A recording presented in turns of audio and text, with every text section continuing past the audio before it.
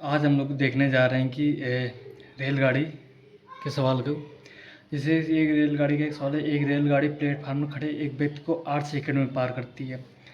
ये कोई व्यक्ति हो गया और इसको ये रेलगाड़ी जो पार करती है 8 सेकंड में पार करती है। रेलगाड़ी 8 सेकंड में ये रेलगाड़ी इस व्यक्ति को पार करती है।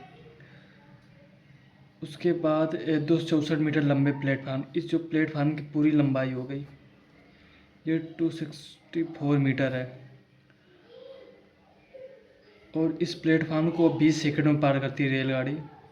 जो रेलगाड़ी है इस प्लेटफार्म को पार करने में उसे 20 सेकंड लगता है। यानी कि रेलगाड़ी जो होगी यहाँ से मान लो स्टार्ट हो गई और यहाँ से इसको चलते चलते यहाँ तक, इसको फिर इसका जो लास्ट डिब्बा होगा वो यहाँ तक होगा और रेलगाड़ी की इतनी लंबाई होगी तो इस पूरी लंबाई को वो 20 सेकंड में पार करती है।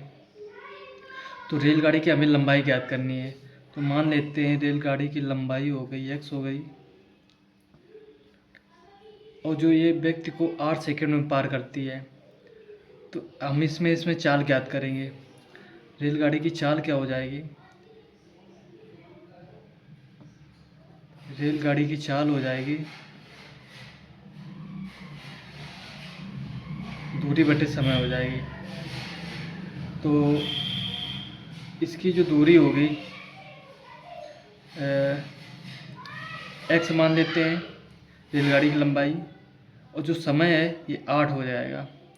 ये चाल आ गई रेलगाड़ी की और रेलगाड़ी की लंबाई ज्ञात करनी है।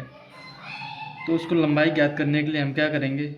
सबसे पहले चाल का सूत्र क्या होता है? चाल बराबर होता है दूरी बटा समय होता है। तो यहाँ पर दूरी क्या हो जाएगी?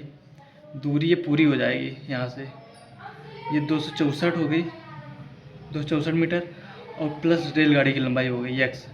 जो समय हो गया ये पूरा 20 हो गया। अब चाल हमें पहले की रेलगाड़ी की पता थी कि चाल हमने निकाली थी x बटे 8। तो यहाँ पर हो जाएगा x बटे 8 बराबर 264 प्लस x अपॉन 20।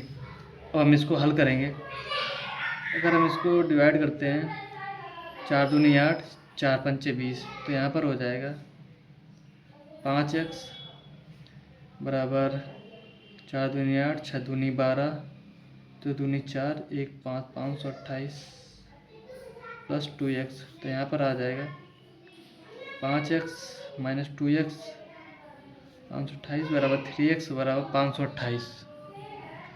अब इसको डिवाइड करेंगे। x बराबर 3 एक अन्नम 3, 2 बचा 3 7 21, 1 बचा 3 6 18। x बराबर 176 मीटर लंबाई आ गई। वैसे मुझे लगता होगा कि आप लोगों को समझ में आ गया होगा। Okay, thank you so much everyone.